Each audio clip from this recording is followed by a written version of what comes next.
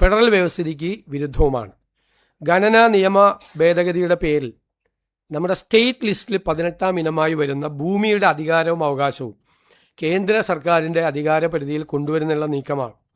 നാളിതുവരെ ഗണനപാട്ടം നൽകുന്നതിനും അതിനായി സംസ്ഥാന സർക്കാരിന് റോയൽറ്റി, ഇതര ഫീസുകൾ എന്നിവ നിശ്ചയിക്കാനും അധികാരമുണ്ട്. ഭൂമി പൂർണ്ണമായും സ്റ്റേറ്റ് ലിസ്റ്റിലെ, ഭരണഘടനയിലെ സ്റ്റേറ്റ് ലിസ്റ്റിലെ, ഷെഡ്യൂളിലെ സ്റ്റേറ്റ് ലിസ്റ്റിലെ 18ൽ ഉൾപ്പെട്ടു വരുന്നതാണ്. ഭൂമി സംബന്ധിച്ച പൂർണ്ണമായ നിയമനിർമ്മാണ അധികാരം സംസ്ഥാനത്തിൻ്റെ അധികാര പരിധിയിലാണ്. അപ്പോൾ അതൊരു ഫെഡറൽ വ്യവസ്ഥിതിക്ക് വിരുദ്ധമായൊരു നിയമമാണ്. ഇത് കേരളത്തിനെയും വളരെ ഗൗരവതരമായി നമ്മൾ ബാധിക്കും. തീരദേശവും വനവും പോലും ഒഴിവാക്കാതെയാണ് മിനറൽ ബെയറിംഗ് ലാൻഡ് എന്ന നിർവചനത്തിലൂടെ സംസ്ഥാനങ്ങളുടെ അധികാര പരിധിക്കുള്ളിൽ കേന്ദ്രം കടന്നുകയറ്റം നടത്തുന്നതിനായിട്ടുള്ള ഭേദഗതി അവതരിപ്പിച്ചിരിക്കുന്നത്. അതിനെ അതിശക്തമായിട്ട് എതിർക്കാൻ ഉള്ള തീരുമാനമാണ് സംസ്ഥാനത്തിൻ്റേത്. സംസ്ഥാനത്തിൻ്റെ ആ പ്രതിഷേധവും അത് കേന്ദ്ര സർക്കാരിനെ അറിയിക്കും.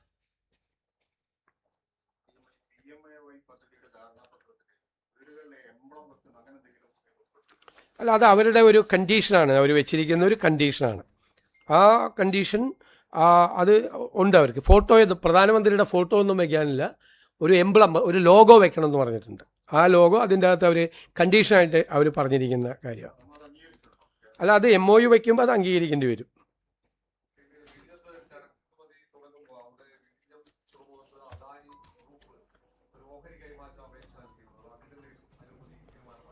ഇല്ല, തീരുമാനം അതിന് നമ്മളൊരു ചീഫ് സെക്രട്ടറി ആയിട്ടുള്ളൊരു എംപവേർഡ് കമ്മിറ്റി, ചെയർമാനായിട്ടുള്ളൊരു എംപവേർഡ് കമ്മിറ്റിയെ അതിൻ്റെ കാര്യങ്ങൾ പഠിക്കാൻ വേണ്ടി ഏൽപ്പിച്ചിരിക്കുകയാണ്. അവർ റിപ്പോർട്ട് തന്നിട്ടില്ല.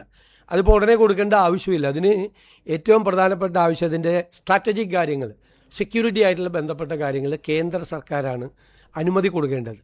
അവരത് കൊടുത്തു കഴിഞ്ഞിട്ട് നമുക്ക് നമ്മുടെ സ്റ്റേറ്റിൻ്റെ ഇൻട്രസ്റ്റ് എല്ലാം ആലോചിച്ചിട്ട് നമുക്ക് തീരുമാനമെടുക്കാം.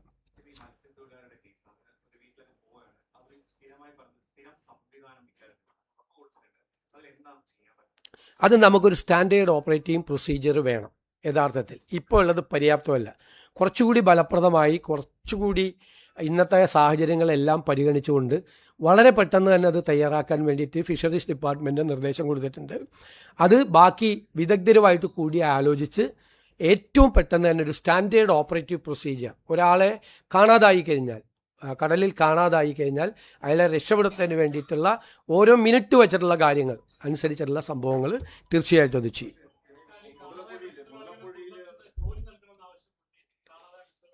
അതെല്ലാം പരിഗണിക്കും അതെല്ലാം നമ്മൾ തീർച്ചയായിട്ടും പല രീതിയിലുള്ള സഹായം അവർക്ക് നൽകേണ്ടതുണ്ട്. അതെല്ലാം നമ്മൾ തീർച്ചയായിട്ടും അത് പരിശോധിക്കും. മുതലപ്പുഴയിലെ അപകടാവസ്ഥ പരിഹരിക്കാൻ ആദ്യത്തെ ഒരു യോഗം ചേർന്നിട്ടുണ്ട്. അടുത്ത യോഗം അടുത്തയാഴ്ച തീയതിയാണ്. താൽക്കാലികമായി ചെയ്യേണ്ട കാര്യങ്ങളെല്ലാം ആ യോഗത്തിൽ തീരുമാനമെടുക്കും. ലോങ് ടൈമിൽ ചെയ്യേണ്ട കാര്യങ്ങളും ആ തീരുമാനമെടുക്കും. ചില എക്സ്പേർട്ട് കമ്മിറ്റികളുടെ റിപ്പോർട്ടുകളുണ്ട്. ആ റിപ്പോർട്ടുകൾ കൂടി പരിശോധിച്ചുകൊണ്ടിരിക്കുകയാണ്. IIT ഉൾപ്പെടെയുള്ള ചില എക്സ്പേർട്ട് കമ്മിറ്റികൾ. ഒരു അപകട മേഖല 80-ലധികം ആളുകളാണ് അവിടെ മരിച്ചത്. അതിന് അവിടെ ഹ്രസ്വകാലത്തേക്കുള്ള പരിഹാരവും വേണം, ദീർഘകാലത്തേക്കുള്ള ഒരു പരിഹാരവും വേണം. അതവിടെ ആവർത്തിക്കപ്പെടാതിരിക്കാൻ വേണ്ടിയിട്ടുള്ള നടപടികൾ ഗവൺമെൻറ് സ്വീകരിക്കും. ഞാൻ തന്നെ നിയമസഭയിൽ കൊണ്ടുവന്നിട്ടുള്ള വിഷയമാണ് നേരത്തെ.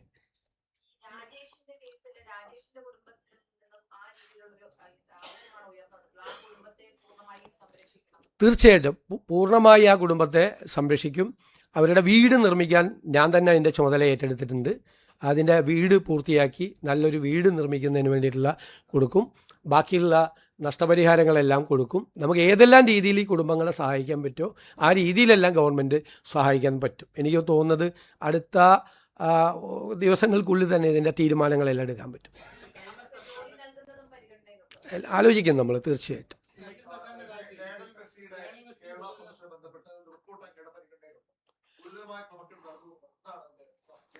അല്ല, ഇത് സംബന്ധിച്ച് വലിയ വിവാദങ്ങളാണുള്ളത്. കായിക വകുപ്പിൻ്റെ ഒരു റിപ്പോർട്ട് എൻ്റെ കയ്യിൽ കിട്ടിയിട്ടുണ്ട്. അത് ഗൗരവതരമായി നമ്മൾ പരിശോധിച്ചുകൊണ്ടിരിക്കുകയാണ്. അതിൽ ഗുരുതരമായ ആരോപണങ്ങളാണ് ഉള്ളത്. ഇതുമായി ബന്ധപ്പെട്ട് ആ അന്വേഷണ റിപ്പോർട്ട് സർക്കാരിൻ്റെ മുന്നിലെത്തിയിട്ടുണ്ട്, സർക്കാരിൻ്റെ പരിഗണനയിലാണ്. അത് പരിശോധിച്ച് വേണ്ട നടപടികൾ അക്കാര്യത്തിൽ സ്വീകരിക്കും.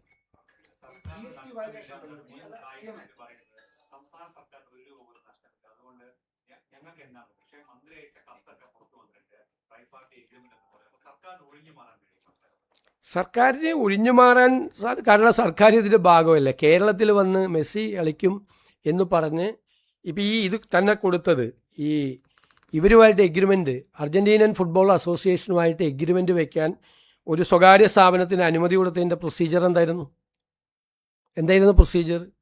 എക്സ്പ്രഷൻ ഓഫ് ഇൻട്രസ്റ്റ് വിളിച്ചിട്ടാണോ കൊടുത്തത്? ഒന്നുമല്ലല്ലോ കൊടുത്തത്. ഒരു കമ്പനിക്ക് അത് കൊടുത്തു.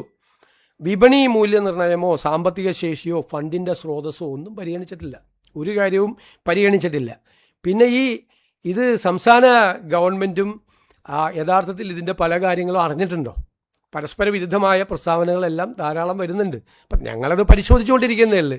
പരിശോധിക്കുന്നതിന് മുമ്പ് തന്നെ എൻ്റെ മുമ്പിൽ ഒരു പരാതി കിട്ടിയപ്പോൾ തന്നെ ഞാൻ ഏതോ സ്ഥാപനത്തെ പൂട്ടിക്കാൻ വേണ്ടി ഇറങ്ങുകയാണെന്ന് പറയും. എൻ്റെ കയ്യിൽ കിട്ടിയിട്ടേ ഉള്ളൂ, ഞാൻ ഒന്നും ചെയ്തിട്ടില്ല അതിന് മീത്. അത് പഠിച്ചുകൊണ്ടിരിക്കുന്നേ ഉള്ളൂ. ഞങ്ങൾ പരിശോധിച്ചുകൊണ്ടിരിക്കുന്നേ എല്ലാ മാർഗത്തും.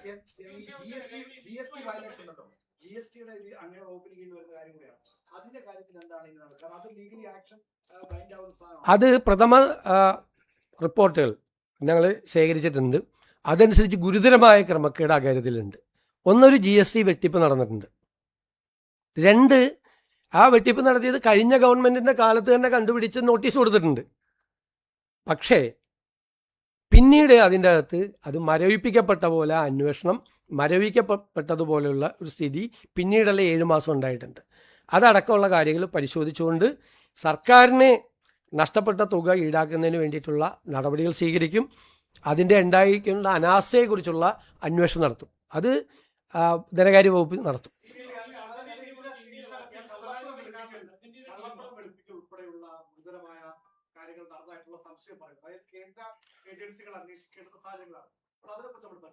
അത് നമ്മൾ എല്ലാ കാര്യങ്ങളും പരിശോധിച്ചിട്ടുള്ള ഉചിതമായ നടപടി സ്വീകരിക്കുക. കാര്യത്തിൽ ഗുരുതരമായ ആരോപണങ്ങളാണ് അതുമായി ബന്ധപ്പെട്ട് വന്നിട്ടുള്ളത്, ശ്രദ്ധയിൽപ്പെട്ടിട്ടുള്ളത്. അത് പരിശോധിച്ച് ഉചിതമായ നടപടികൾ സ്വീകരിക്കും.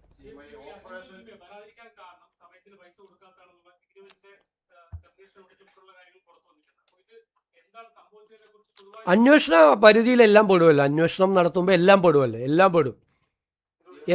എത്ര രൂപ അവിടെ കൊടുത്തിട്ടുണ്ട്, അതിൻ്റെ ഫണ്ടിൻ്റെ സോഴ്സസ് എന്താണ് എന്നൊക്കെ അറിയണമല്ലോ. ഒരുപാട് കാര്യങ്ങൾ അറിയാനുണ്ട്.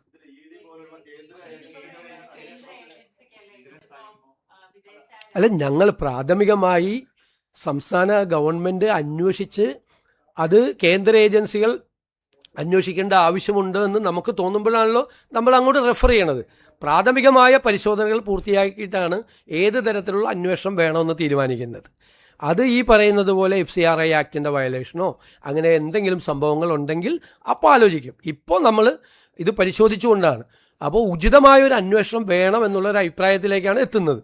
അത് ഏത് തരത്തിലുള്ള അന്വേഷണം വേണമെന്ന് അടുത്ത ദിവസങ്ങൾ പ്രഖ്യാപിക്കും.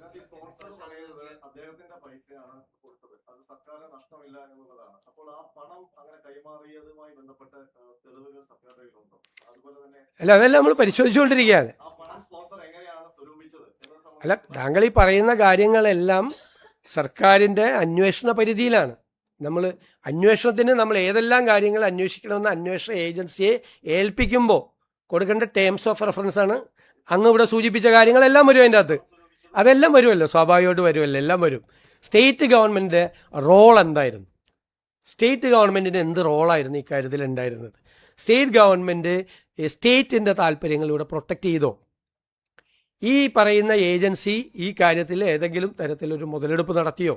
തുടങ്ങിയുള്ള കാര്യങ്ങളെല്ലാം അന്വേഷണ പരിധിയിൽ വരും, അന്വേഷണ കാര്യങ്ങൾ വരും.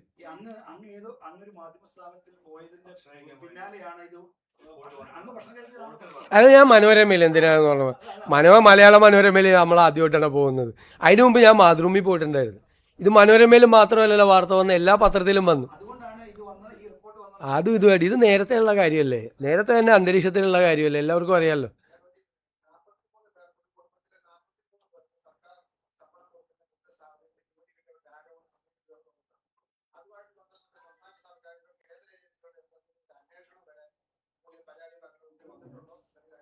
അല്ല, ഞാനത് ആ പരാതി ശ്രദ്ധയിൽപ്പെട്ട് അത് തീർച്ചയായിട്ടും അന്വേഷിക്കപ്പെടേണ്ട കാര്യമാണെങ്കിൽ അന്വേഷിക്കപ്പെടും, സംശയമില്ല.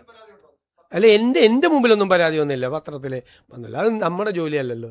നമ്മുടെ പരിധിയിൽ വരുന്ന കാര്യമാണെങ്കിൽ മാത്രമേ ഉള്ളൂ. നമ്മുടെ പരിധിയിൽ വരുന്ന കാര്യമാണെങ്കിൽ മാത്രമല്ലേ നമ്മൾ അന്വേഷിക്കും. ഞാനിങ്ങനെ പത്രവാർത്ത കണ്ട മാത്രമല്ല, എൻ്റെ മുമ്പിൽ പരാതിയൊന്നും വന്നിട്ടില്ല. ഓപ്പറേഷൻ തൂഫാനുമായി ബന്ധപ്പെട്ട് കഴിഞ്ഞ കാസർഗോഡ് അറസ്റ്റിലായ മുഹമ്മദ് ഹുസൈൻ താങ്കളുടെ സോഷ്യൽ മീഡിയ ഹാൻഡിൽ ചെയ്യുന്ന ആളാണെന്നാണ് ആരോപണം. അതേപോലെ തന്നെ മറ്റ് താങ്കൾക്കെതിരായ നിരവധി കാർഡുകൾ, റീൽസുകൾ നീക്കം ചെയ്തു. അത് താങ്കളുടെ സർക്കാരിന്റെ നിർദ്ദേശപ്രകാരമാണെന്ന് പറയുന്നത്. ഇതിനെക്കുറിച്ച് എന്താ താങ്കൾക്ക് പറയാനുള്ളത്? തീർച്ചയായിട്ടും പറയാനുണ്ട്, കുറേ കാര്യങ്ങൾ പറയാനുണ്ട്. ഒന്ന്, ഈ അറസ്റ്റ് ചെയ്യപ്പെട്ട രണ്ടുപേരെ എനിക്ക് നേരിട്ട് അറിയാം. മുഹമ്മദ് ഹുസൈനെ, അബ്ദുൽ സലാമിനെ എനിക്ക് നേരിട്ട് അറിയാം. അതിൽ മുഹമ്മദ് ഹുസൈൻ അവിടുത്തെ ഒരു യൂത്ത് കോൺഗ്രസ് പ്രവർത്തകനായിരുന്നു. ഞാൻ ആദ്യമായിട്ട് അദ്ദേഹത്തിനെ ഫോണിൽ വിളിക്കുന്നത് നവകേരള സദസ്സുമായിട്ട് അദ്ദേഹത്തിന് പെരുമ്പാവൂരിൽ കുറുപ്പമ്പടി MGM സ്കൂളിൻ്റെ മുമ്പിൽ വെച്ച് ക്രൂരമായ ലാത്തിച്ചാർജിൽ പരിക്കേറ്റ് അദ്ദേഹം കിടക്കുന്ന സമയത്താണ്. ഞാനന്ന് പരിക്കേറ്റ ആ നവകേരള സദസ്സ് നടക്കുമ്പോൾ എല്ലാ സ്ഥലത്തും ലാത്തിച്ചാർജും ആണ്. അപ്പോൾ ഇദ്ദേഹത്തെ ഫോണിൽ വിളിച്ചു. അങ്ങനെയാണ് ആദ്യമായിട്ട് ഫോണിൽ വിളിക്കുന്നത്. ഫോണിൽ വിളിച്ച് ആശ്വസിപ്പിച്ചു. എല്ലാവരും ആശ്വസിപ്പിക്കുമല്ലോ. ഫോണിൽ വിളിച്ച് തല്ലുകൊണ്ട ആളുകളൊക്കെ ഇയാൾക്ക് നല്ല പരിക്കേറ്റിരുന്നു, ആശ്വസിപ്പിച്ചു. അപ്പോൾ ഞാൻ ആശ്വസിപ്പിച്ച കൂട്ടത്തിൽ എപ്പോഴെങ്കിലും ഞാനൊന്ന് വീട്ടിൽ വരാം എന്ന് പറഞ്ഞു. സാധാരണ പറയാറുണ്ട്, പറ്റാവുന്ന സ്ഥലത്ത് പോകാറുണ്ട്. അത് കഴിഞ്ഞിട്ട് കുറേ നാളുകൾക്ക് ശേഷം ഇയാൾക്ക് തിരുമലെല്ലാം കഴിഞ്ഞ് ചികിത്സ കഴിഞ്ഞ് വീട്ടിലിരിക്കുകയാണെന്ന് പറഞ്ഞു. ഞാൻ ഇദ്ദേഹമുള്ള ആ വെങ്ങോല പഞ്ചായത്തിലൊരു പരിപാടിക്ക് പോയി കഴിഞ്ഞപ്പോൾ MLA-യോടും അവിടുത്തെ പാർട്ടി ഭാരവാഹികളോടും ഒപ്പം അവരെല്ലാം കൂടി പറഞ്ഞു, ഒന്ന് പോകണം, സാറ് വാക്ക് കൊടുത്തിട്ടുള്ളതാണെന്ന് പറഞ്ഞാൽ ആ വീട്ടിൽ പോയി ഇദ്ദേഹത്തെ കണ്ടതിന് ഫോട്ടോസൊക്കെ ഉണ്ട്. അതിനുശേഷം ഇയാൾ എന്നെ 3-4 പ്രാവശ്യം പല സ്ഥലത്ത് വെച്ച് കാണാൻ വന്നിട്ടുണ്ട്. അപ്പോഴെല്ലാം നമ്മളൊരു പോലീസ് മർദ്ദനത്തിൽ പരിക്കേറ്റ ഒരാളെന്നുള്ള നിലയിലുള്ള ഒരു ഒരു ഒരു താല്പര്യം കാണിച്ചിട്ടുണ്ട് അയാളോട്. അങ്ങനെയല്ലേ? അടികൊണ്ട് വന്ന പിള്ളേർ വരുമ്പോൾ നമ്മളൊന്ന് ചേർത്ത് നിർത്തും, തീർച്ചയായിട്ടും അത് നിർത്തിയിട്ടുണ്ട്. അപ്പോൾ ഒന്നും അവിടുത്തെ പാർട്ടിക്കാർക്കോ പബ്ലിക്കിനോ ഇതൊന്നും അറിയില്ലല്ലോ ഇദ്ദേഹത്തിന് ഇങ്ങനത്തെ ഒരു സംഭവം ഉണ്ടെന്ന്. ഇപ്പോൾ അറസ്റ്റ് ചെയ്യപ്പെട്ടപ്പോഴാണ് നമ്മൾ അറിയുന്നത്, അല്ലാതെ ആർക്കും അതറിയില്ല. അത് എൻ്റെ സോഷ്യൽ മീഡിയ ടീമിലൊന്നുമില്ല. എനിക്ക് പ്രതിപക്ഷ നേതാവായിരിക്കുമ്പോഴും സോഷ്യൽ മീഡിയ ടീമില്ല, ഇപ്പോഴും സോഷ്യൽ മീഡിയ ടീമില്ല. ഞാനൊരു കോർഡിനേറ്ററെ ഒന്നും ഒരു സ്ഥലത്തും വെച്ചിട്ടില്ല. അതൊക്കെ ഓരോരുത്തർ ഓരോ ഇതിൻ്റെ അംഗമായിട്ട് ചേരുന്നതിന് ഇപ്പം നമുക്ക് എന്ത് ചെയ്യാൻ പറ്റും. പിന്നെ രണ്ടാമത്തെ കാര്യം, മെറ്റ എന്ന് പറയണം, ഭയങ്കര സംഭവമാണ്. ഞാനൊരു ഭയങ്കര സംഭവം എന്ന് എനിക്ക് തോന്നുന്നത് വാർത്തയൊക്കെ വായിച്ചിട്ട്. ഞാൻ എഴുതി കൊടുക്കുന്ന സാധനങ്ങളൊക്കെ മെറ്റ ഓർഡറെ ക്യാൻസൽ ചെയ്യാന്ന് പറഞ്ഞാൽ, ഞാൻ ആകെ മെറ്റയ്ക്ക് കൊടുത്തിരിക്കുന്നത് നമ്മൾ ഇത് വന്ന ഉടനെ തന്നെ CMO കേരളം എന്ന ഔദ്യോഗിക ഇൻസ്റ്റാഗ്രാം പേജിൽ ലഭ്യമാക്കി തന്നെ, നേരത്തെ ഉണ്ടായിരുന്നത് ലഭ്യമാക്കി തന്നെ എന്ന് പറഞ്ഞിട്ട് റിക്വസ്റ്റ് കൊടുത്തിട്ടുണ്ട് എൻ്റെ ഓഫീസിൽ നിന്ന്. 2 മാസമായിട്ട് ഇത് ശരിയാക്കി തന്നിട്ടില്ല ഇതുവരെ. ഞാൻ പറഞ്ഞിട്ടാണ് എൻ്റെ സാധനം മുഴുവൻ, ഞാൻ പറഞ്ഞിട്ട് മുഴുവൻ മെറ്റ റിലീസ് ചെയ്യണം പറഞ്ഞത്. നിങ്ങളൊക്കെ അതിങ്ങനെ വാർത്ത കൊടുക്കുക എന്നാണ്. നിങ്ങളൊന്ന് ആലോചിച്ച്, ഞാൻ പറഞ്ഞു കഴിഞ്ഞാൽ മെറ്റ റിലീസ് എൻ്റെ പോയിട്ടുണ്ട് 3 എണ്ണം, ഇത് ഒരുപാടെണ്ണം പോയിട്ടുണ്ട്. അതായത് ഈ ദൃശ്യമാധ്യമങ്ങളുടെ ഓൺലൈൻ ആളുകൾ വെച്ച കാര്യം. ഒന്ന്, ഞാൻ ഈ മത്സ്യത്തൊഴിലാളി മേഖലയിലുണ്ടായ വിഷയങ്ങളിൽ ഇടപെട്ടതിനെ അഭിനന്ദിച്ചുകൊണ്ട് തിരുവനന്തപുരം ആർച്ച് ബിഷപ്പ് കൊല്ലം രൂപതയുടെ 700-ാം വാർഷികത്തിൽ നടത്തിയ പ്രസംഗം പല നിങ്ങളുടെ ഓൺലൈൻ ചാനലുകളിലും വെച്ചു. അത് റിമൂവ് ചെയ്തു. അത് എന്നെ അഭിനന്ദിച്ചുകൊണ്ടായിരുന്നു. എൻ്റെ ഇടപെടലുകളും എന്നെ വിശ്വാസമുണ്ട് വളരെ ഇതാണെന്ന് പറഞ്ഞ് അദ്ദേഹം നടത്തിയ ഒരു പ്രസംഗം. ആ പ്രസംഗം ഓൺലൈൻ ചാനലുകൾ കൊടുത്തത് റിമൂവ് ചെയ്തിട്ടുണ്ട്. ഞാൻ ഷിബു ബേബി ജോണും ഞാനും തമ്മിൽ ഒരുമിച്ച് ഗൗതം കൃഷ്ണയുടെ വീട്ടിൽ പോയത്, അത് ചില ചാനൽ കൊടുത്തത് അത് റിമൂവ് ചെയ്തിട്ടുണ്ട്. മൂന്നാമത്, KCBC മുഖ്യമന്ത്രിക്ക് ഒരു പരോക്ഷ പിന്തുണയുമായി ദുരിതാശ്വാസ പ്രവർത്തനങ്ങളിൽ ആരും രാഷ്ട്രീയം പറയരുത് എന്ന് പറഞ്ഞ് വെച്ച എൻ്റെ കൂടി ഫോട്ടോ വെച്ചുകൊണ്ട് പോസ്റ്റ് ചെയ്ത ഈ സോഷ്യൽ മീഡിയയിലെ ദൃശ്യമാധ്യമങ്ങൾ, സോഷ്യൽ മീഡിയയുടെ എല്ലാ റിലീസും. ഇപ്പോൾ തെലങ്കാന മുഖ്യമന്ത്രിയുടെ ഇത് ചെയ്തിട്ടുണ്ട്, ആസാം മുഖ്യമന്ത്രി, ഞങ്ങളുടെ ഹിമാചൽ മുഖ്യമന്ത്രിയുടെ ചെയ്തിട്ടുണ്ട്. അതെന്താണ് മെറ്റ ചെയ്യുന്നതെന്ന് അറിയില്ല. ചാനലുകളുടെ പേരിൽ കൊടുത്തിരിക്കുന്ന കാര്യങ്ങൾ എനിക്കത് തിരിച്ച് വരുന്നതിൽ സന്തോഷമുള്ളൂ. കാരണം അങ്ങനെ ചെയ്യാൻ പാടില്ലല്ലോ, നാളെ എൻ്റെയും പോകില്ലേ. അല്ലാതെ ഞാനോ എൻ്റെ ഓഫീസോ പറഞ്ഞിട്ട് മെറ്റ നിങ്ങളൊക്കെ കൊടുക്കുന്ന ഓൺലൈൻ ചാനലിൽ കൊടുക്കുന്ന സാധനം റിമൂവ് ചെയ്യോ? ആ സ്വാധീനം എനിക്ക് മെറ്റയിലുണ്ടോ? ഞാൻ പറഞ്ഞാൽ അങ്ങനെ ചെയ്യോ? മെറ്റ ചെയ്യോ? ചെയ്താൽ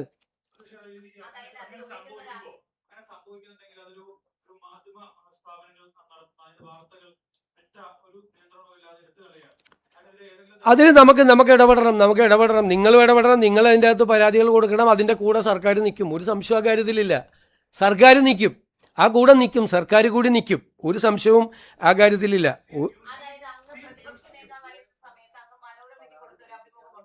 ആ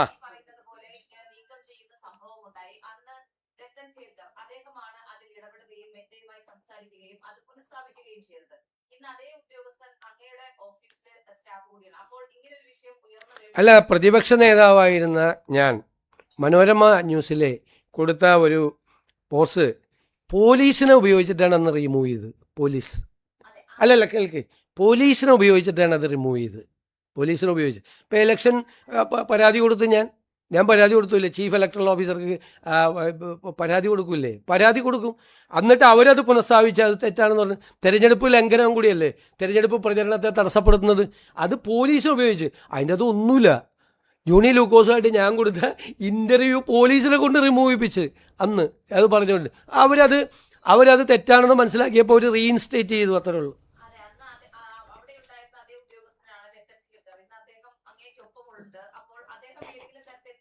രക്തം കേൾക്കറൊന്നും മെറ്റയായിട്ടൊന്നും ഇപ്പോൾ അത് ഒരു സ്ഥലത്ത് സംസാരിച്ചിട്ടില്ല. ഒരാൾ എൻ്റെ ഓഫീസിലെ ഒരാളും ഞങ്ങളെ ഓഫീസിൽ പറഞ്ഞാൽ മെറ്റ നിങ്ങളുടെയൊക്കെ റിമൂവ് ചെയ്യണം, നിങ്ങളെല്ലാം റിമൂവ് ചെയ്യണം. ഞാൻ പറയില്ല, എനിക്ക് അനുകൂലമായിട്ടുള്ള കാര്യം പ്ലീസ് ഞാൻ പറയുമല്ലേ മറുപടി, പ്ലീസ് ഞാൻ പറയുമല്ലേ, അങ്ങ് ചോദിച്ചതിന് ഞാൻ മറുപടി പറയല്ലേ. എൻ്റെ അടക്കമുള്ള എല്ലാം റിമൂവ് ചെയ്യാണ് മുഖ്യമന്ത്രിമാരുടെ പലരും. അത് എന്താണ് മെറ്റയുടെ എന്തെങ്കിലും പോളിസിയിലുണ്ടായിരിക്കുന്ന ചേഞ്ചാണോ എന്താണെന്ന് വ്യക്തമല്ല. അത് തിരിച്ചു വയ്ക്കാൻ വേണ്ടിയിട്ട് നിങ്ങളുടെ ചാനലുകളിൽ നിന്ന് ഓൺലൈൻ മീഡിയയിൽ നിന്ന് റിമൂവ് ചെയ്തിട്ടുണ്ടെങ്കിൽ തിരിച്ചു കൊണ്ടുവരാൻ വേണ്ടിയിട്ടുള്ള ശ്രമങ്ങൾ നിങ്ങൾ നടത്തണം. അതിൻ്റെ കൂടെ സർക്കാരുണ്ടാവും. സർക്കാർ വേണമെങ്കിൽ കത്തെഴുതാം. ഞാൻ വേണമെങ്കിൽ കത്തെഴുതാം മെറ്റയ്ക്ക്, കാരണം എന്നെ വിമർശിച്ച് കൊണ്ട് വരുന്ന പോസ്റ്റ് ഒന്നും റിമൂവ് ചെയ്യരുത് എന്ന് പറഞ്ഞുകൊണ്ട് ഞാൻ കത്തെഴുതാം. ഞാൻ റെഡിയാണ്. നിങ്ങൾ ആർക്കെങ്കിലും അങ്ങനെ ആരെങ്കിലും മെറ്റ കൊണ്ടിട്ട് ഒരു 10 പോസ്റ്റ് റിമൂവ് ചെയ്തിട്ട് നമുക്ക് അങ്ങനെ കേരളത്തിലെ മാധ്യമങ്ങളുടെയും സോഷ്യൽ മീഡിയയുടെയും വായി മൂടി കിട്ടാൻ പറ്റുമെന്ന് വിശ്വസിക്കുന്നൊരു മൂഢനാണോ ഞാൻ? നിങ്ങളെന്താ? അല്ല, അത് അങ്ങനെയല്ലേ അവർ പറയുള്ളൂ. കാരണം പോലീസിനെ ഉപയോഗിച്ച് ഞാൻ ജോണി ലൂക്കോസിന് കൊടുത്ത ഇൻ്റർവ്യൂ നിങ്ങൾ നോക്കുക, അതിൻ്റെ അകത്ത് വല്ലതും ഉണ്ടാകുന്നു. റിമൂവ് ചെയ്യിപ്പിച്ച ആളുകളാണ് ഈ പറയുന്നത്. റിമൂവ് ചെയ്യിപ്പിച്ച ആളുകളാണ് പ്രതിപക്ഷ നേതാവിൻ്റെ റിമൂവ് ചെയ്യിപ്പിച്ച ആളുകളാണ് ഈ പറയുന്നത്. എൻ്റെ ഇൻ്റർവ്യൂ അത് അവരെന്തൊക്കെ പറയാം.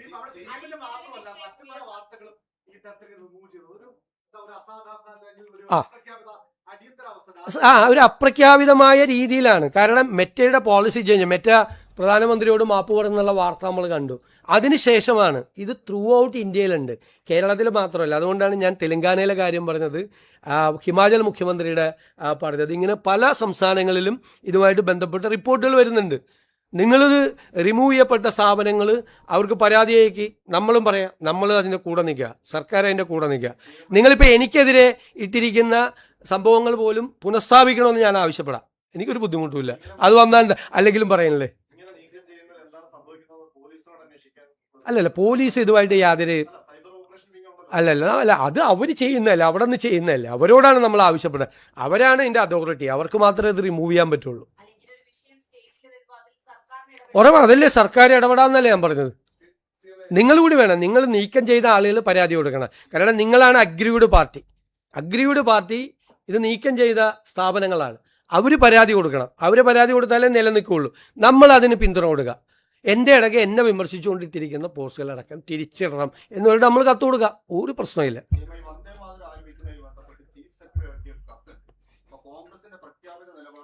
സർക്കാരിന്റെ നയങ്ങളാണ് ചീഫ് സെക്രട്ടറി നടപ്പാക്കുന്നത്. ഇതുവരെ കത്ത് പിൻവലിച്ചിട്ടില്ല. സർക്കാരിന്റെ നിലപാട് ഇന്നിപ്പോ 2 ദിവസം സ്വാതന്ത്ര്യ ദിനത്തിൽ അതൊക്കെ സ്വാതന്ത്ര്യ ദിനം ആഘോഷിക്കുമ്പോൾ കണ്ടോ സർക്കാരിന്റെ നയം എന്താണെന്ന് നിങ്ങൾ മനസ്സിലാവും.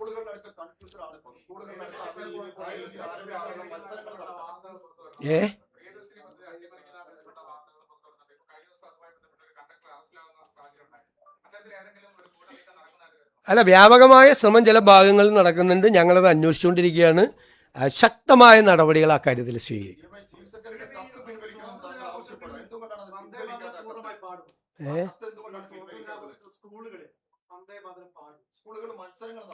ചീഫ് സെക്രട്ടറിയുടെ കത്തൊന്ന് വായിച്ചു നോക്കും. ചീഫ് സെക്രട്ടറിക്ക് ഡൽഹിയിൽ നിന്ന് അയച്ച കത്ത് ചീഫ് സെക്രട്ടറി LSCD സെക്രട്ടറിക്ക് ഫോർവേഡ് ചെയ്തു. അത്രയല്ല, ഫോർവേഡ് ചെയ്തു. ചീഫ് സെക്രട്ടറിയുടെ ജോലിയാണത്. ഫോർവേഡ് ചെയ്തു. സ്റ്റേറ്റ് ഗവൺമെൻറ് നയമല്ലല്ലോ പറഞ്ഞിരിക്കുന്നത്. അവിടെ അയച്ച ഹർത്തിരംഗയായിട്ട് ബന്ധപ്പെട്ട ആ പരിപാടിയിലിരുന്നു. സ്വാതന്ത്ര്യദിനമായിട്ട് ബന്ധപ്പെട്ട കാര്യങ്ങൾ സർക്കാരാണ് തീരുമാനിക്കുന്നത്. സർക്കാരിന് അതിൻ്റെ അകത്തൊരു കൃത്യമായ നയമുണ്ട്. UDFന് അത് സംബന്ധിച്ച ഒരു കൃത്യമായ നയമുണ്ട്. അത് നിങ്ങൾ ഓഗസ്റ്റ് 15 ഇനി അധികം ദിവസമില്ലല്ലോ, അപ്പോൾ മനസ്സിലാവും.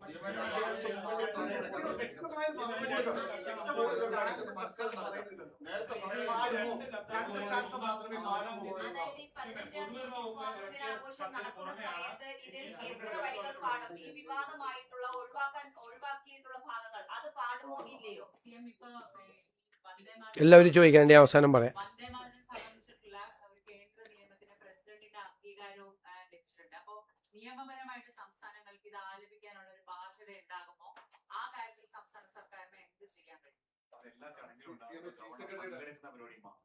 CMI കത്ത് ഇറങ്ങിയിട്ട് ഇപ്പൊ ഏതാണ്ട് 4 ദിവസം കഴിഞ്ഞു. താങ്കൾ ഇതുവരെ പ്രതികരണം സ്കൂളുകളിലൊക്കെ ഇതിന് മത്സരം നടക്കാണ്, സമ്പൂർണ്ണമായി ആരംഭിക്കണം എന്ന് പറയുന്നത് സ്കൂളിൽ ക്ലാസ് ഗ്രൂപ്പുകളടക്കം ഇത് സംബന്ധിച്ച മെസ്സേജ്. അപ്പൊ ഇങ്ങനെ ഒരു കത്ത് വന്ന സമയത്ത് തന്നെ താങ്കൾക്ക് ഇതിന് ഒരു കൃത്യത വരുത്തിയിരുന്നെങ്കിൽ, വ്യക്തത വരുത്തിയിരുന്നെങ്കിൽ ഈ കൺഫ്യൂഷൻ സ്കൂളുകളിലടക്കം ഉണ്ടാവുമായിരുന്നു.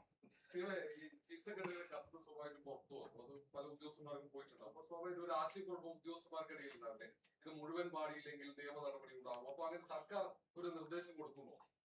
അല്ല, ഞാൻ പറഞ്ഞല്ലോ, ഇതിനകത്ത് സർക്കാരിന് ഇതിനകത്ത് കൃത്യമായ നയമുണ്ട്. അത് ഓഗസ്റ്റ് 15-ാം തീയതി അത് വളരെ വ്യക്തമാവും സർക്കാരിൻ്റെ നയം എന്താണ് ഇക്കാര്യത്തിലെന്ന്. പിന്നെ നിയമം പാസ്സാക്കിയിട്ടുണ്ട്. നിയമം പാസ്സാക്കി പ്രസിഡന്റ് ഒപ്പുവെച്ച് അത് നോട്ടിഫിക്കേഷനായിട്ട് വന്നിട്ടുണ്ട്. ആ നിയമത്തിൽ അത് മുഴുവൻ പാടണമെന്നാണ് നിയമപരമായിട്ട് പറയണത്. പാർലമെൻറ്റ് പാസ്സാക്കിയ നിയമമാണ്. അതിനെ അധിക്ഷേപിക്കുകയോ അത് ചെയ്യാതിരിക്കുകയോ ചെയ്തു കഴിഞ്ഞാൽ 3 വർഷം തടവ് വരെ കിട്ടുന്ന നിയമമാണെന്ന് പറഞ്ഞിട്ടുണ്ട്. പക്ഷേ സംസ്ഥാന സർക്കാരിന് നേതൃത്വം കൊടുക്കുന്ന കോൺഗ്രസ് ലീഡ് ചെയ്യുന്ന UDF-നും അതിനെക്കുറിച്ച് കൃത്യമായ ഒരു നിലപാടുണ്ട്. ആ നിലപാടനുസരിച്ചിട്ടേ ഞങ്ങൾ കാര്യങ്ങൾ ചെയ്യുകയുള്ളൂ.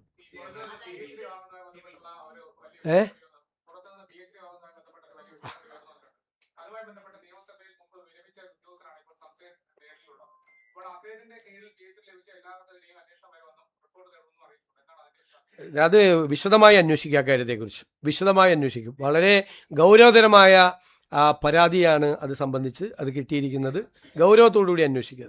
കേന്ദ്രം നടപ്പിലാക്കുന്ന നിയമങ്ങൾ സംസ്ഥാനങ്ങൾക്ക് മറികടക്കാനാവില്ല എന്ന് മുമ്പ് നമ്മൾ ഇതിൽ പറഞ്ഞിരുന്നല്ലോ. അപ്പൊ ഈ മൈനിങ് ആൻഡ് മിനറൽസ് ഈ അമെന്റ്മെന്റിൽ എന്തായാലും നമ്മുടെ അടുത്ത നടപടി? നമ്മളത് പാർലമെന്റിൽ ഇപ്പോൾ ലോക്സഭ അത് പാസ്സാക്കി. നമ്മൾ അതിശക്തമായ പ്രതിഷേധം രേഖപ്പെടുത്തി. രാജ്യസഭയിൽ വരും പ്രതിഷേധിക്കും. സംസ്ഥാന ഗവൺമെൻറ്റിൻ്റെ പ്രതിഷേധം നമ്മൾ അറിയിക്കും. പിന്നെ അത് പാസ്സായി ആക്ട് ആയി കഴിഞ്ഞാൽ അപ്പോഴേ നമുക്ക് നിയമപരമായ കാര്യങ്ങൾക്ക് പോകാൻ പറ്റുള്ളൂ. അതായത് നമ്മുടെ മെയിൻ പരാതി സ്റ്റേറ്റ് ലിസ്റ്റിലേക്കുള്ള എൻക്രോച്ചാണെന്നാണ്. ഭരണഘടനയുടെ ഷെഡ്യൂളിൽ union list, state list, concurrent list. Union ലിസ്റ്റിൽ യൂണിയനാണ് അധികാരം നിയമനിർമ്മാണത്തിന്. സ്റ്റേറ്റ് ലിസ്റ്റിൽ സ്റ്റേറ്റിനാണ് അധികാരം. കൺകറന്റ് ലിസ്റ്റിൽ 2 പേർക്കും ഉണ്ട്. അപ്പോൾ സ്റ്റേറ്റ് ലിസ്റ്റിൽപ്പെട്ട 18 ഭൂമിയുടെ അധികാരം. ഷെഡ്യൂളിൽ 18 അതിലേക്കുള്ള നഗ്നമായ കടന്നുകയറ്റമാണ്. അപ്പം നമുക്ക് ഭരണഘടനാപരമായ ഒരു ഭരണഘടനാ ലംഘനം കൂടിയാണ്. ഭരണഘടനയുടെ ഷെഡ്യൂളിൻ്റെ ഉള്ള അധികാരത്തിൻ്റെ, സ്റ്റേറ്റിന് കൊടുത്തിരിക്കുന്ന അധികാരത്തിൻ്റെ ലംഘനം കൂടിയാണ്.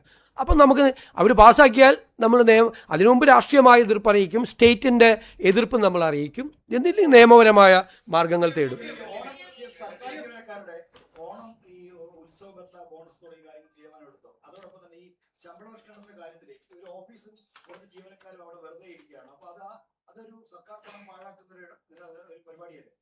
അല്ല, നമ്മളത് പരിശോധിച്ചുകൊണ്ടിരിക്കുകയാണ്.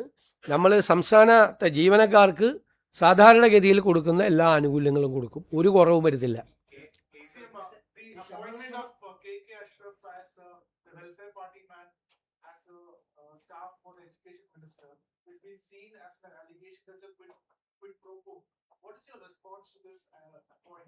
That I don't know. I am not aware about that.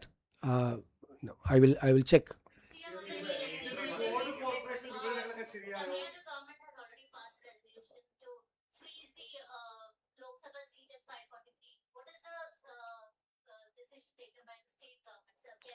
For what? Delimitation. We have a stand. Congress and India Front have taken a stand.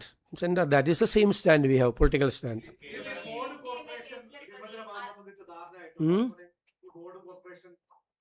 ഞങ്ങൾ ലാസ്റ്റ് വീക്കിലാണല്ലോ UDF യോഗം കഴിഞ്ഞിട്ട് ലാസ്റ്റ് വീക്കിലാണ് ചർച്ച വെച്ചിരുന്നത്.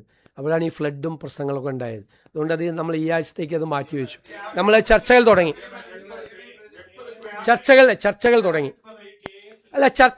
ഞങ്ങൾ ചർച്ചകൾ തുടങ്ങിയിട്ടേ ഉള്ളൂ.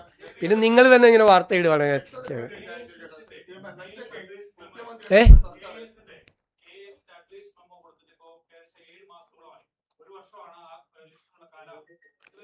അത് ഗവൺമെൻറ് പരിശോധിച്ചുകൊണ്ടിരിക്കുകയാണ്. വേക്കൻസി ഇല്ലാതെയാണ് അത് ചെയ്തത്. ഇപ്പം ഞാൻ ഒരു കാര്യം പറഞ്ഞിട്ടെ, ഇപ്പോൾ സമരം നടക്കുന്നുണ്ടല്ലോ, LPST മറ്റേ UPSC സമരം, അവരിപ്പോൾ തൽക്കാലത്തേക്കൊന്ന് നിർത്തിവെച്ചതാണ്. അതിൻ്റെ സ്ഥിതി നിങ്ങൾക്കറിയോ? അതായത് 500 വേക്കൻസി ഉള്ള സമയത്താണ് ഇത് ഈ PSC ഇത് ചെയ്യുന്നത്, PSC പരീക്ഷ നടത്തി ഇത് ചെയ്യുന്നത്. 15,000 പേരുടെ ലിസ്റ്റാണ് ഉണ്ടാക്കിയിരിക്കുന്നത്. 500 വേക്കൻസി. 500 വേക്കൻസിയുടെ സ്ഥിതി എന്താണെന്നറിയോ? അപ്പോൾ ഈ 500 വേക്കൻസി റിപ്പോർട്ട് ചെയ്യുമ്പോൾ തന്നെ ഡിവിഷൻ ഫോൾ 1131 ഉണ്ട്. അതായത് ഡിവിഷൻ ഫോളിലൂടെ ജോലി നഷ്ടപ്പെടുന്ന അധ്യാപകരുടെ എണ്ണം അപ്പോൾ 1131 1131 വരെ നമ്മൾ പ്രൊട്ടക്റ്റ് ചെയ്യണം, വേക്കൻസി ഇല്ലാത്ത. അപ്പോഴാണ് 500 അപ്പോൾ 500 വേക്കൻസി എന്ന് പറയുന്നത് യഥാർത്ഥത്തിൽ 631 പോലും ഇല്ല. മനസ്സിലായില്ലേ? അതായത് ഈ 1131 വരെ നമ്മൾ പ്രൊട്ടക്റ്റ് ചെയ്യേണ്ട ഡിവിഷൻ ഫോൾ ഉള്ളപ്പോൾ വേക്കൻസി ഇല്ല, ശരിക്കും വേക്കൻസി ഇല്ല. കാരണം ഈ 500 കഴിഞ്ഞാലും വീണ്ടും 631 വരെ കൂടി പ്രൊട്ടക്റ്റ് ചെയ്യണം. നിലവിലുള്ള 500 വേക്കൻസിയും പിന്നെ 631 വരെ കൂടി പ്രൊട്ടക്റ്റ് ചെയ്യണം. ആ സമയത്താണ് വീണ്ടും പരീക്ഷ നടത്തിയിട്ട് 15,000 പേരുടെ ലിസ്റ്റ് ഉണ്ടാക്കിയിരിക്കുന്നത്. അല്ല, അങ്ങനെ പരീക്ഷ നടത്തുന്നത് തന്നെ ശരിയാണോ? ഇല്ലാത്ത വേക്കൻസിയിൽ പരീക്ഷ നടത്താമോ? ഇല്ലാത്ത വേക്കൻസിയിലാണ് ആ പരീക്ഷ നടത്തിയത്. ഇല്ലാത്ത വേക്കൻസിയിൽ പരീക്ഷ നടത്തി. ഇപ്പം ഈ ഗവൺമെൻറ്റാണ് എൻ്റെ തലയിലായി അത്, ഇല്ലേ, നമ്മുടെ മുമ്പിലായി. അപ്പം നേരത്തെ 1:40 ആയിരുന്നു റേഷ്യോ, സ്റ്റുഡൻറ്റ് ടീച്ചർ റേഷ്യോ. പല കാലങ്ങളായിട്ട് അത് കുറച്ചു കൊണ്ടുവന്നു. 1:35 ആയി, 1:30 ആയി. ഇപ്പോൾ 1:25 ആക്കണമെന്നാണ് ഇപ്പോഴത്തെ ഡിമാൻഡ്. 25 കുട്ടികൾക്ക് ഒരു സ്റ്റുഡൻറ്റ്. പിന്നെ നിങ്ങൾക്കറിയാം, സർക്കാർ സ്കൂളുകളിലെ കുട്ടികളുടെ എണ്ണം കുറഞ്ഞുകൊണ്ടിരിക്കുകയാണ്. ഡെമോഗ്രാഫിക് ചേഞ്ചാണ്, അല്ലാതെ പൊതു സംവിധാനത്തിലുള്ള കുറവല്ല. നേരത്തെ തന്നെ കഴിഞ്ഞ ഗവൺമെന്റിന്റെ കാലത്ത് തന്നെ അത് ദൃശ്യമായി തുടങ്ങി. എണ്ണം കുറയാണ്, കുറവാണ്. പല കാരണങ്ങളുണ്ട്, റീസൺസ്. കുറഞ്ഞുകൊണ്ട് ജനസംഖ്യ കുറഞ്ഞുകൊണ്ടിരിക്കുന്നു എന്നുള്ളതിൻ്റെ പ്രശ്നമുണ്ട്. ലേറ്റ് മാരേജിൻ്റെ വിഷയങ്ങളുണ്ട്, ഒരുപാട് വിഷയങ്ങളുണ്ട്. പക്ഷേ എൻറോൾമെൻറ്റ് കുറയാണ് കുട്ടികളുടെ. അതുകൊണ്ടാണ് നമ്മൾ 2 മാസം അവരോട് നമ്മൾ ചോദിച്ചത്. നമ്മൾ അവരോട്, ഞാൻ ഏതെങ്കിലും സമീപകാലത്ത് നിങ്ങളിങ്ങനെ ചർച്ച ചെയ്തിട്ടുണ്ടോ? 3 പ്രാവശ്യം വിദ്യാഭ്യാസ വകുപ്പ് മന്ത്രി സംസാരിച്ചു അവരോട്. ഞാൻ എൻ്റെ ചേംബറിൽ വിളിച്ച് അവരോട് സംസാരിച്ചു. തൽക്കാലത്തേക്ക് 2 മാസത്തേക്ക് നിർത്തിവെക്കണം എന്ന് പറഞ്ഞു. അതിനുശേഷം വിദ്യാഭ്യാസ വകുപ്പ് മന്ത്രി ഞാൻ കൂടി ആവശ്യപ്പെട്ടിട്ടാണ് കത്ത് കൊടുത്തു. അവിടെ കൊണ്ട് ഈ അദ്ദേഹത്തിൻ്റെ അഡീഷണൽ പ്രൈവറ്റ് സെക്രട്ടറി കൊണ്ടുപോയി സമരപ്പന്തലിൽ കൊണ്ടുപോയി, ഒരു ഗവൺമെൻറ്റും ചെയ്തിട്ടില്ല കേരളത്തിൽ, അവിടെ കൊണ്ടുപോയി കത്ത് കൊടുത്തു. അവർ സമരം ചെയ്യുന്നതിനെ എതിർക്കുമല്ല നമ്മൾ ചെയ്തത്, നമ്മളൊന്ന് പഠിക്കാനുള്ള സമയം ചെയ്തത്, അവരെ അധിക്ഷേപിക്കുകയല്ല ചെയ്തത്. അവിടെ കൊണ്ടുപോയി കത്ത് കൊടുത്തു. അതിനുശേഷം വീണ്ടും വിളിപ്പിച്ചു സെറ്റിൽ ചെയ്യാൻ വേണ്ടിയിട്ട്. അങ്ങനെ 5ാമത്തെ 6ാമത്തെ റൗണ്ടാണ് ഗവൺമെൻറ് ഇടപെട്ടത്. അല്ലാതെ സമരക്കാരെ അധിക്ഷേപിക്കുകയോ അവരെ പുച്ഛിക്കുകയോ അവർ സമരം ചെയ്യുന്നതിനെ കുറ്റപ്പെടുത്തുകയോ ഒന്നും ചെയ്തില്ല.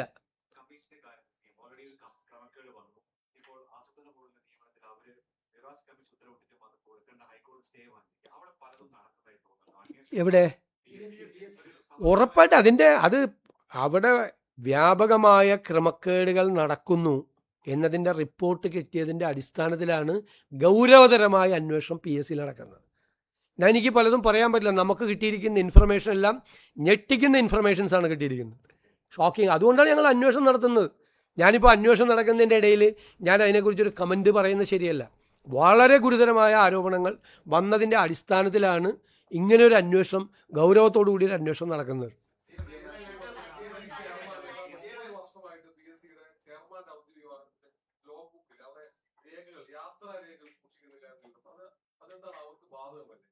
അല്ല, അതെല്ലാം ഇപ്പം നമുക്ക് പരിശോധിക്കാം തീർച്ചയായിട്ടും.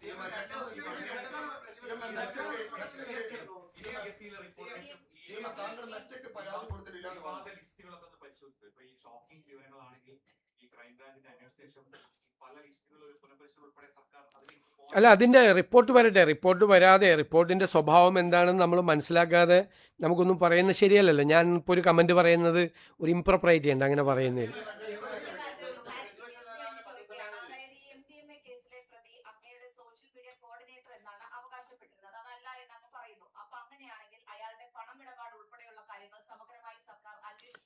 നിങ്ങളൊരു കാര്യം മനസ്സിലാക്കേണ്ടത് എന്താണ്, ഈ ആളെ തൂഫാൻ പദ്ധതി പ്രകാരം അറസ്റ്റ് ചെയ്തു. നിങ്ങൾക്ക് ആർക്കെങ്കിലും അയാൾക്ക് വേണ്ടിയിട്ട് ഏതെങ്കിലും ഒരാൾ ഇടപെട്ടു എന്നുള്ളതിൻ്റെ ആക്ഷേപമുണ്ടോ? അറസ്റ്റ് ചെയ്ത് ജയിലിലാണ്, റിമാൻഡ് ചെയ്തു, പ്രൊട്ടക്റ്റ് ചെയ്തില്ല ആരെയും, ഒരാളെ പ്രൊട്ടക്റ്റ് ചെയ്തില്ല. പിന്നെ പലരും വന്നിട്ട് ഇപ്പോൾ ഗോവിന്ദൻ മാഷ് പറഞ്ഞ് എന്താണ് മുഖ്യമന്ത്രിയുടെ ഓഫീസിൽ മുഴുവൻ ലഹരി കച്ചവടമാണെന്ന്. പിന്നെ ഞാനൊന്നും പറയായിരുന്നെന്ന് വെച്ച് കഴിഞ്ഞാൽ അദ്ദേഹം ഞങ്ങളുടെ വീടിൻ്റെ ഐശ്വര്യമാണ്, ഇടയ്ക്കിടയ്ക്ക് ഇങ്ങനെ വന്ന് പറയണമുണ്ട്. ആ അല്ലല്ല നിക്കി ഞാൻ പറഞ്ഞു തീർക്കട്ടെ. ഐശ്വര്യൻ ഇങ്ങനെയൊക്കെ ഇടയ്ക്ക് വന്ന് പറയും മുഖ്യമന്ത്രിയുടെ ഓഫീസിൽ ലഹരി കച്ചവടം ഒന്ന് പാർട്ടി സെക്രട്ടറി പറയാം. എൻ്റെ പേഴ്സണൽ സ്റ്റാഫാണോ? എന്താണുള്ളത്? നിങ്ങൾക്കറിയാമല്ലേ, മുൻ മുഖ്യമന്ത്രിയുടെ പ്രിൻസിപ്പൽ സെക്രട്ടറി സ്വർണ്ണക്കള്ളക്കടത്ത് കേസിൽ 100 ദിവസം ജയിലിൽ കിടന്നപ്പോൾ ഈ സെക്രട്ടറി എവിടെയായിരുന്നു? ഈ പാർട്ടി സെക്രട്ടറി പറഞ്ഞോട്ടെ. അത് പുള്ളി ഞാൻ എന്നെ കൊണ്ട് ഇത് പറയിപ്പിക്കാൻ വേണ്ടി ഇത് വന്ന് പറഞ്ഞത്. അതാണ് ഞാൻ പറഞ്ഞത് അദ്ദേഹം ഐശ്വര്യമാണെന്ന് പറഞ്ഞത്. വ്യക്തതയ്ക്ക് വേണ്ടി ഒരു കാര്യം ചോദിക്കാം. നെയ്യുമായി ബന്ധപ്പെട്ട് ഇപ്പോൾ ഹൈക്കോടതി നിശ്ചയിച്ച വിജിലൻസ് അന്വേഷണത്തിലേക്ക് അന്വേഷണം നടത്തുന്നുണ്ട്. ദേവസ്വം മന്ത്രി പറയുന്നത് അതിലൊരു പോലീസ് അന്വേഷണം കൂടി വേണം എന്നുള്ളതാണ്. അങ്ങനെ കത്തും കൊടുത്തിട്ടുണ്ടെന്നാണ് അദ്ദേഹം പറഞ്ഞത്. ഇല്ലില്ല, അത് ഹൈക്കോടതിയുടെ നിയന്ത്രണത്തിൽ നടക്കുന്ന അന്വേഷണമാണ്. ആ അന്വേഷണ പരിധിയിൽ സർക്കാർ ഇടപെടില്ല. ഞാനത് ദേവസ്വം മന്ത്രിയായിട്ട് അത് വളരെ വിശദമായി സംസാരിച്ചു. ഹൈക്കോടതിയുടെ നേരിട്ടുള്ള നിയന്ത്രണത്തിൽ അവർ തന്നെ സെലക്ട് ചെയ്ത ഉദ്യോഗസ്ഥന്മാർ, നമ്മളല്ല വെച്ചത്, ഹൈക്കോടതി തന്നെ നേരിട്ട് സെലക്ട് ചെയ്ത ഉദ്യോഗസ്ഥന്മാരെ വെച്ചുകൊണ്ട് നടത്തുന്ന അന്വേഷണമാണ്. ഗുരുതരമായ ക്രമക്കേടാണ് നടന്നിരിക്കുന്നത്. കഴിഞ്ഞ കാലത്ത് നടന്നതാണ്. കട്ടളപ്പടി അടിച്ചു മാറ്റി, സ്വർണ്ണ അടിച്ചു മാറ്റി അയ്യപ്പൻ്റെ, ഇപ്പോൾ അയ്യപ്പൻ്റെ നെയ്യ് കൂടി അടിച്ചു മാറ്റി. എന്താ നടന്നിരുന്നത്? അതിനെല്ലാം ഒരു രാഷ്ട്രീയ നേതൃത്വത്തിൻ്റെ പിന്തുണ കൂടി ഉണ്ടായിരുന്നു. ഇതെല്ലാം പൊളിറ്റിക്കൽ അപ്പോയിൻമെൻ്റ് ആയിരുന്നു, എല്ലാം പൊളിറ്റിക്കൽ അപ്പോയിൻമെൻറ്റാ. എത്രാമത്തെ LDF ഭരണകാലത്ത് എത്രാമത്തെ ദേവസ്വം ബോർഡ് പ്രസിഡന്റാണ് ജയിലിൽ കിടക്കുന്നത്? അമ്പലം വിഴുങ്ങികളായിരുന്നില്ല ഇവർ? ശബരിമലയിലെ ഏറ്റവും പുണ്യപുരാതനമായ ശബരിമല ക്ഷേത്രത്തിൽ കളവ് നടത്തിയിട്ട് കേരളത്തിൻ്റെ ചരിത്രത്തിൽ ഇന്നേവരെ ഇല്ലാത്ത തരത്തിൽ എത്രാമത്തെ ദേവസ്വം ബോർഡ് പ്രസിഡന്റ് ജയിലിൽ കിടക്കുന്നത്? സ്വർണ്ണ അടിച്ചു മാറ്റി, കട്ടള അടിച്ചു മാറ്റി, ദ്വാരപാലക ചിലപ്പോൾ അടിച്ചു മാറ്റി, അവസാനം നെയ്യ് കൂടി അടിച്ചു മാറ്റി. ഇനി എന്തെല്ലാം വരായിരിക്കും? എന്തായിരുന്നു അവിടെ നടന്നത്? LDF ഭരണകാലത്ത് എന്തായിരുന്നു അവിടെ നടന്നത്?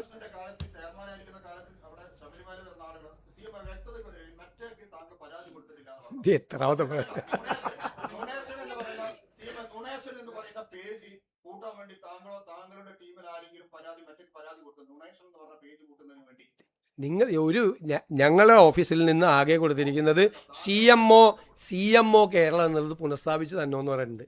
അത് അവർ ചെയ്തു തന്നിട്ടില്ല. ഇത്ര നാളായിട്ട് 2 മാസമായിട്ട്.